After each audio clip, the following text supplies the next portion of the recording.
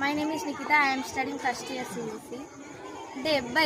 ఏండ్ల భారతదేశము డబ్బా ఇండ్లు లేని జీవితం చరిత్రను విందామా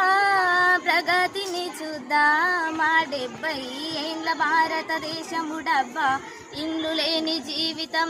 చరిత్రను విందామా ప్రగతిని చూద్దామా రాజ్యాంగం అమలైందంటూ నింగిలో జెండెగరేద్దామా రాజ్యాంగం అమలైందంటూ నింగిలో జెండెగరేద్దామా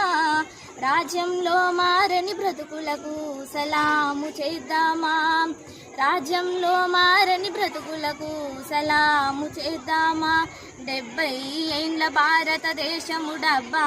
ఇండ్లు లేని జీవితం చరిత్రను విందామా